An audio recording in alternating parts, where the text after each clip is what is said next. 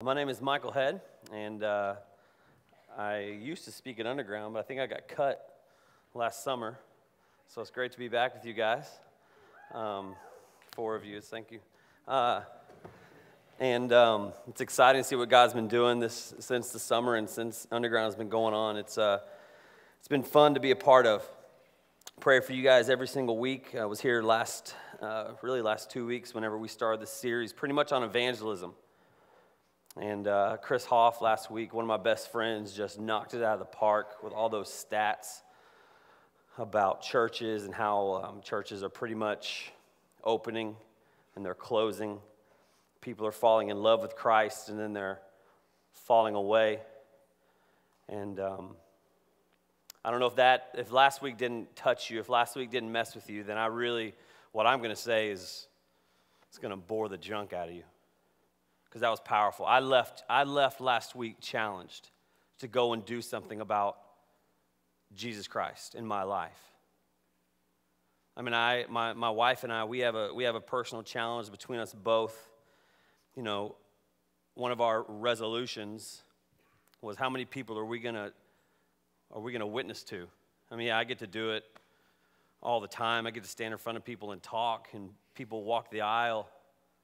But the truth is, how many people am I going to sit down with and invite them to church, or maybe say, hey, do you even know Jesus Christ? And last week, man, really pushed me. And so tonight is kind of conclusion to this whole series on evangelism. This is the conclusion to, really what we're about telling people about Jesus Christ. We're about, our lives shining Him. And if your life doesn't look like Him, if people don't see Christ in you, then I would say you're not a Christian. You're just a human. Good job, human. Way to make yourself look really, really, really cool in whatever avenue or whatever way that is.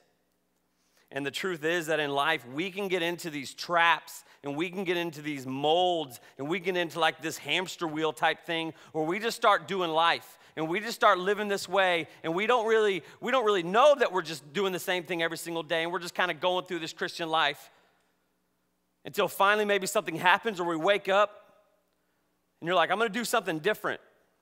But there's a lot of people who live their life, and they're just in a continuous wheel, and they're trapped in something that they cannot get out of. This past summer, I work with students, and we took 20 students to a place. It's called Camp Eagle, and it's awesome. It's so fun, and we took them out there, and I was really excited this year, probably more excited than they were, because we got to go caving. And when I think of a cave, okay, like this isn't like go to a camp and stay in a condo, okay, like beach retreat, which is awesome. This is more of like stay in a little hut with mosquito nets and bears, and scary, but awesome. Just no air conditioning. And so we're there, and it's day 3. And day 3 is like cave day. All right? And I'm pumped about cave day. But then I realized, like, a cave is supposed to be in the side of a mountain. That's what I picture a cave to. Maybe not you. Maybe you don't know. That's what I picture a cave to be in. The side of a mountain. And so I'm like, there's no mountains. I hope this dude wasn't punking me because that's really why we're here, is because I want to go. It's not really about the students, it's about me. I want to go in a cave. And so we're walking, we're in a straight line and stay single file. And I'm like, shut up, take me to the cave. And so we're going, and I'm like looking around, and he stops. I'm like, dude, what are you doing, man? Come on, it's cave day. Let's walk to Colorado. And so we stop. He goes, circle up. I'm like, all right, we circle up. And there's a huge hole in the ground. Here's your cave. I'm like, come on, dude. That's all. That's called a hole in the ground. It's like the bottom of this table right here. It's just like, okay, we're all going to go down in that hole. Like, I'm kind of a big guy. I don't know how everybody else is going to get. I know how everybody else is going to get down there, but me, that's a little hole. I'm a big guy. So one at a time, all the students are, going down there, and we have this like super 6'9" tall guy that works with us, and he's like skinny as everything in the world. He says, wow, And then I'm, then there's me. Hey, big guy, come on. And I'm like, okay. So, and I just ease my way down there. And I'm in the cave hole. I call it a hole. They call it a cave. And so I'm in the hole cave. And as I'm in there, it's really dark because it's underground. And they're like, hey, and the guy's like, okay, follow me. And so whatever. And we start crawling. I mean, it's just like army crawling. And because there's apparently this place we're going where it's really cool and whatever. And so we're crawling, and I start getting scared because we're in a hole. And it's scary and cold and wet and muddy and spidery and walking stick. Scary stuff. And so we're down there, and it's for a while, and we finally ease our way to this cool area, and everybody's like, oh, so neat, and you can't see anything, so I don't know what's so cool. And you have the light, everybody's got their flashlights out, and there's different ways that you could go. So I'm like, hey, let's go that way, and I was really kidding because I was wanting to go. Because if an earthquake would have happened, death, instant. I don't want to die in a hole, okay? I want to die cool. So I really don't know how I want to die. It's like, whatever. Everybody's like, I don't want to die. Anyway, so we're in there, and he's like, all right, well, we got to go. So everybody goes, and I'm like, hey, I'm gonna hang out here for a little bit, be spiritual, because that's my job or something. And so you guys go ahead. I'm gonna stay here and pray for the hole. And so they're going, they're crawling. I mean, it's little space that they got to crawl back through. Okay, little. I'm like, y'all go ahead. I'll catch up. So I stayed for about a minute because I was scared. And so they all go, and I'm like, all right, I don't see anybody or hear anything, no light or anything, so I got to go.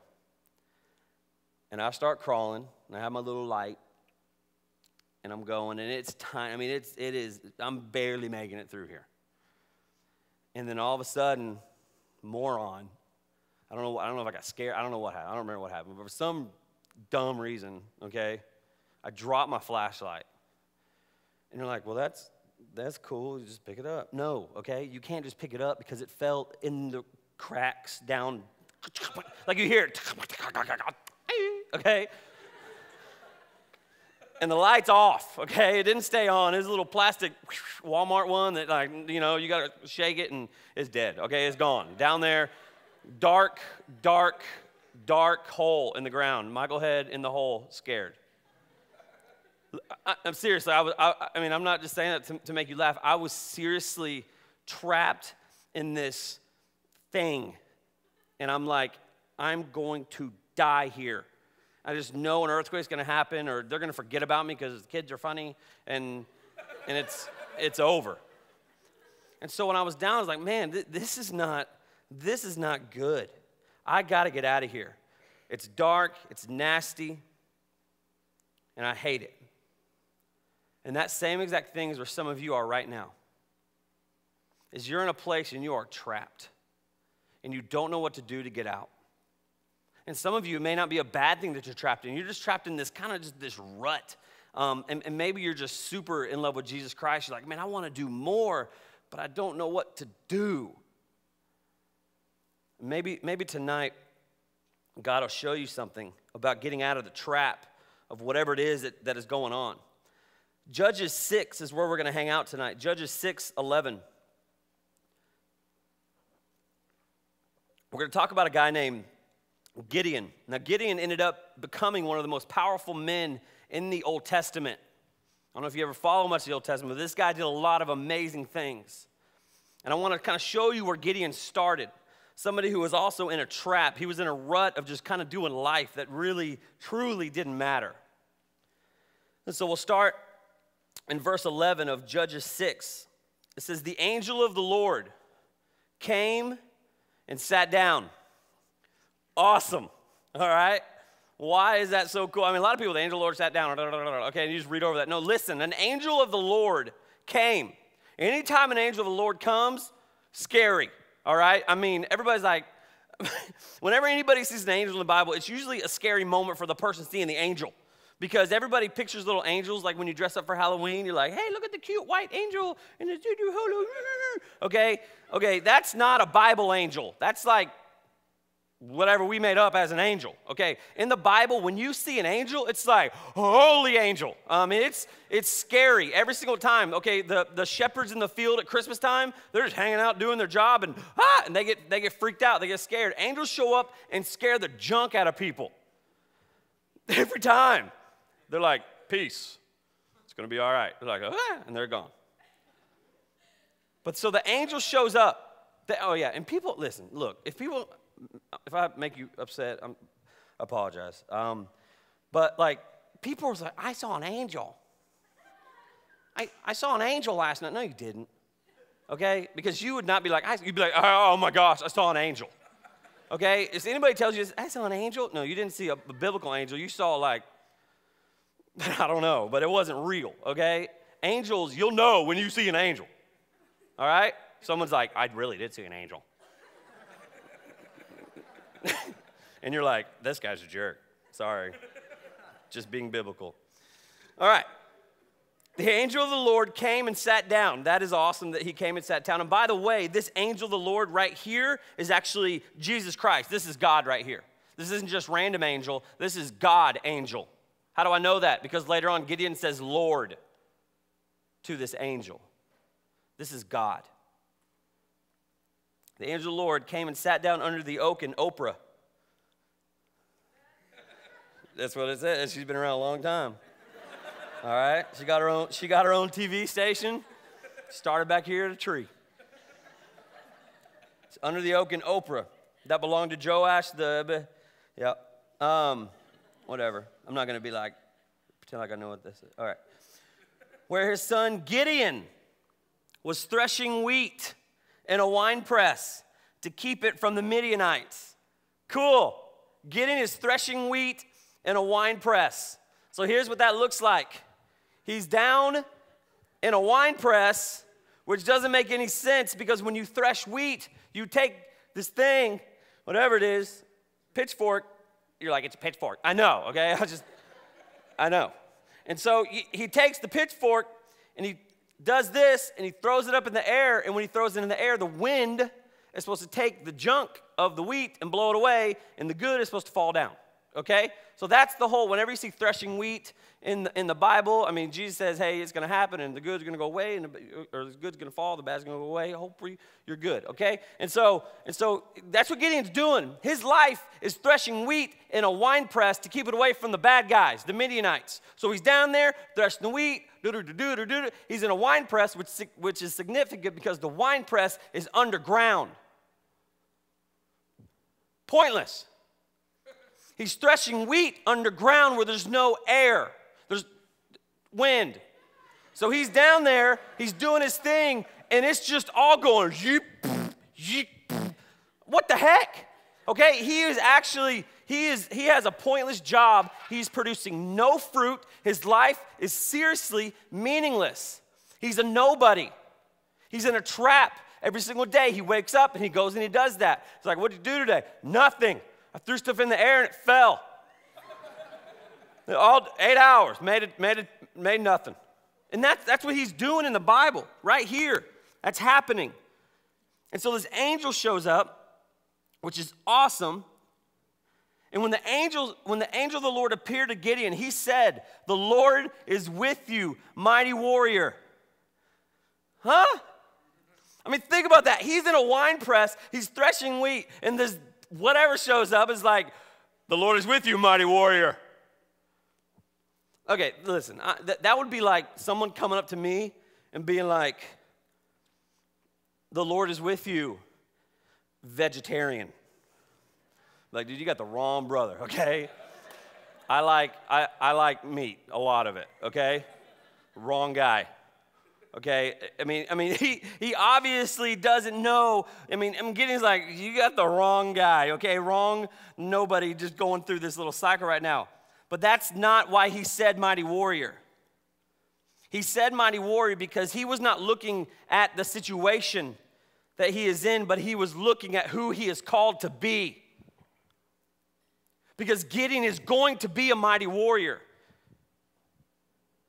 He's not looking at the nothing that he's going through right now.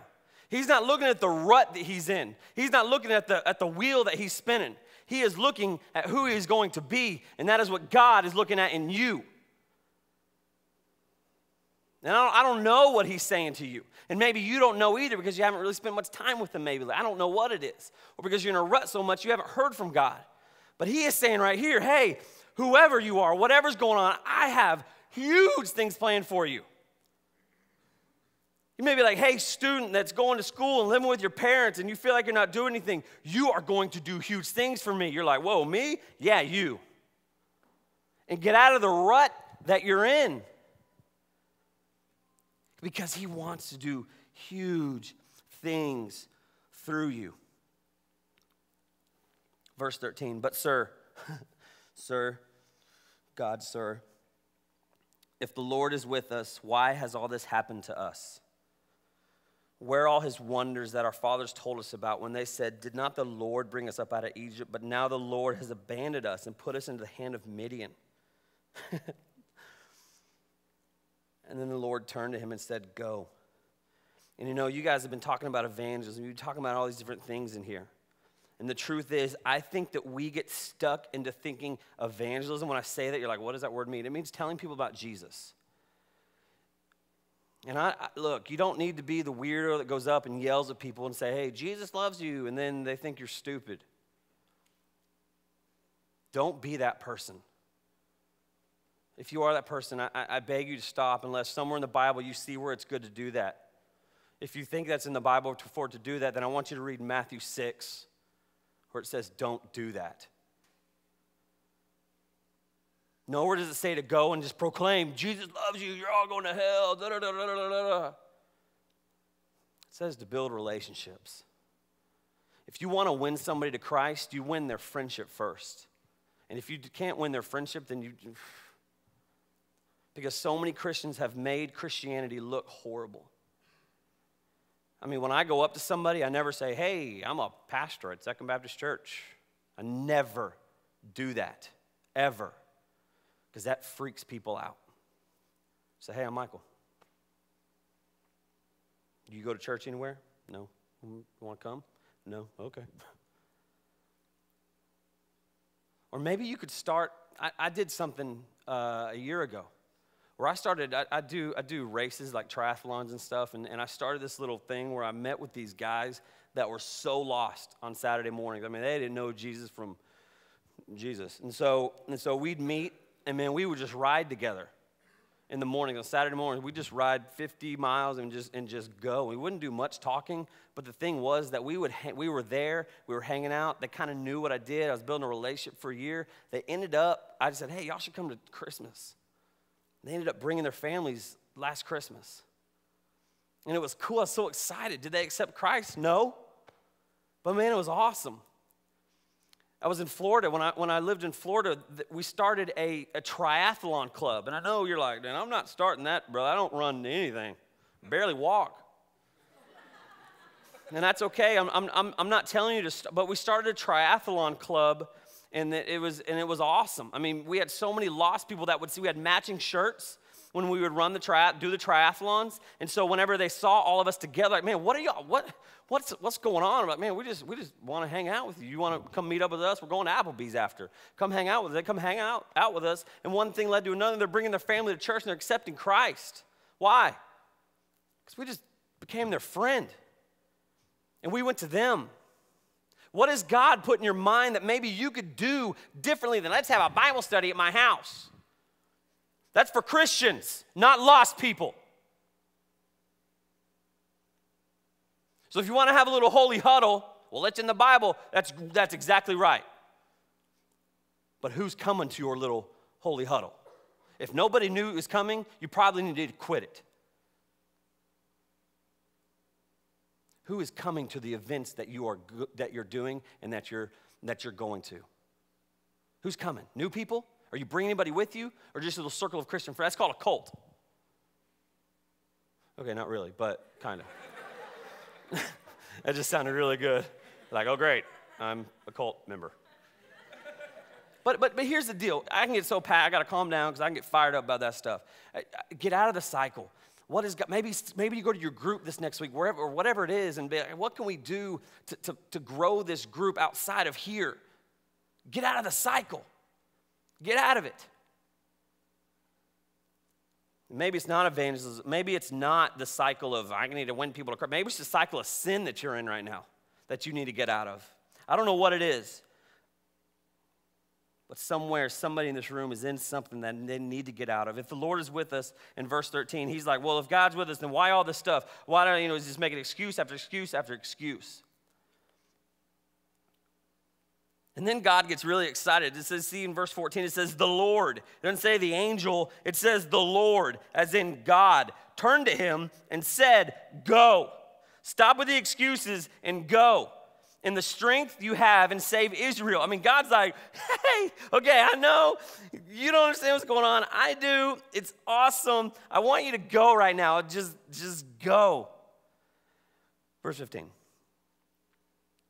But Lord, another excuse. And we're really, really good at making excuses. We're really, really good at talking about our butt.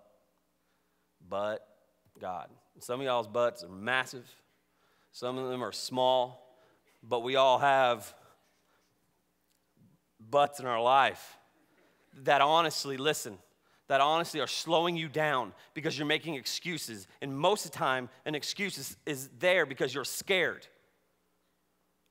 Man, God, when God says to go, it's not easy. It's not like, hey, Noah, this is going to be really easy for you to go and build an ark. I know. There's no water anywhere. 500 miles is the nearest water. This is easy, Noah. Noah's like, no, this is not. What? An ark? Why? Look, no, you need to trust me. And Noah's making excuses and all this stuff. And finally, God's like, look, man, I'm about to destroy the world. And you can either be a part of that or not. I can move on and find somebody else down the street, but you're my first choice, brother.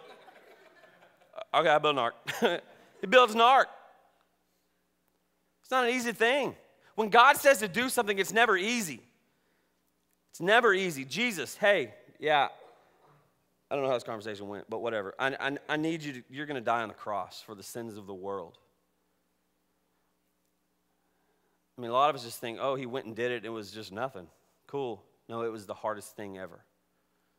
He bled so much before it even happened because he was thinking about it and praying that blood actually came out of his head before the beating even happened.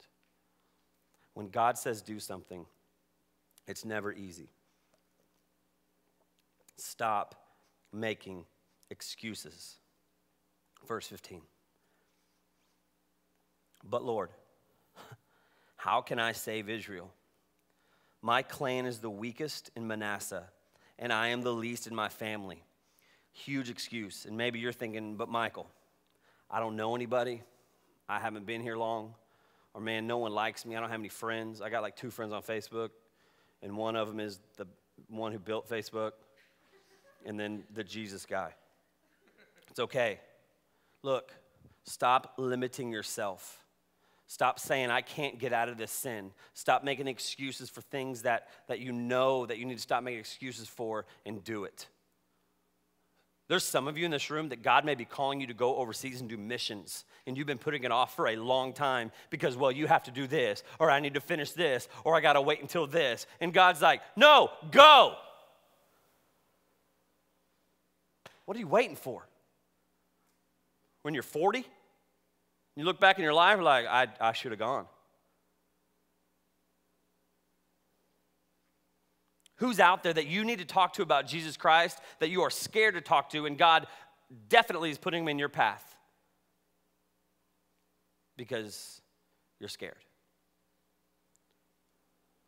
Who is it? What is it? What's the wheel? What's it look like? Where are you trapped? What's going on?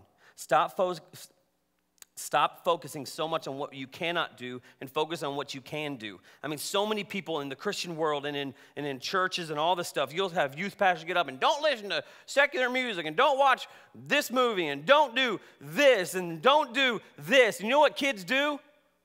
They're like, cool, I'm not coming here. It's not about what you can't do. Stop making excuses about, well, I can't do, I can't, and start talking about what we can do, because Jesus Christ calls us to go and tell people. He doesn't say, hey, hang out here and just chill out. No, he says, go, do, get up, let's go. He never says to, well, you know, I died on the cross for bad music. He didn't die on the cross for bad music. He died on the cross so that we will go and tell other people about him.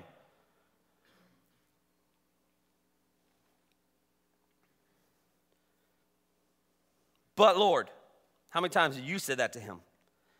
Getting asked, how can I save Israel? I mean, how can I win my friend to Christ? How can I, it's crazy. Verse 16, Brett, y'all can come back up.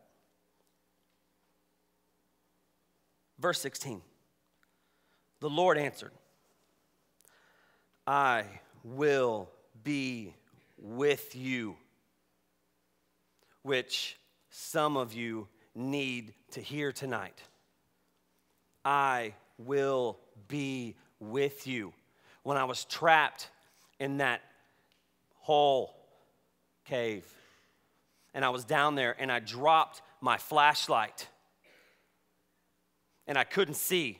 And this isn't just some fun, cool preacher story. This seriously happened to me, and I was seriously scared. And I was down in that dark, dark hole, and I was trapped, and I was freaking out. All of a sudden, I see a little light. And I'm like, yes. I really was scared. And I saw that light, and the dude's like, Michael. I'm like, yeah. I didn't, you know what I'm saying. And he's like, hey, come on. I'm like, man, and I told him, I was like, hey, Scott, I am scared because I honestly, there's so many, I mean, I could go all these different ways under there and just crawl I'd still be crawling. He's like, no, I need you to just come to the light because I got you. If you just come to the light, you can do this. And I'm like, man, all right, if I fall, it's on you. And I'm serious, and I was kind of getting fired up. I'm like, man, I'm getting more scared and scared and scared. You go, just come on. I got it. I've done it all the time. I've been here before. I've done this a lot. I've been through it. And all you got to do is just come to me and come to the light, and I got you. And so I started crawling, and I made it out, obviously. And I went up, and I was excited to see my students and all this stuff, and it was great. But the thing is that I was trapped in this deal until Scott showed his little light to me, and I went to that light. And for some of you, maybe tonight, God is saying, hey, here's my light. Is this joker I just sent up on the stage to yell at you for a little bit. This guy who loves you. Maybe God said, hey, maybe I'm the one that has to get you out of that trap right now. And I don't know what the trap is. Maybe it is a sin. Maybe you're just doing something. You're like, I know I don't need to be doing it, and you need to stop so that God can use you in ministry, so that people can come to Christ. And you're like, Michael, you don't know about my life. Why would God use me? Why would God use Paul, who killed Christians? He uses the worst of the worst of the worst. He can use you in your little whatever you've done. He wants you. But will you go to him? Will you get out of the trap? Will you tell people about him?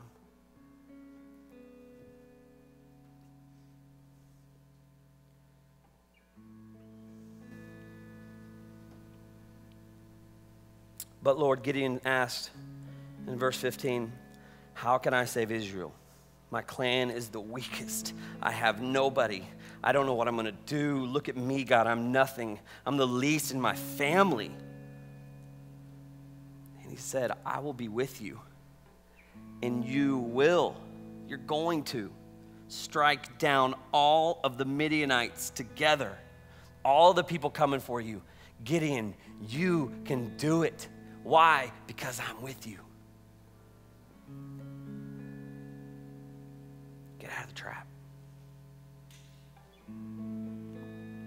He wants to do things in you that you have no idea what it is.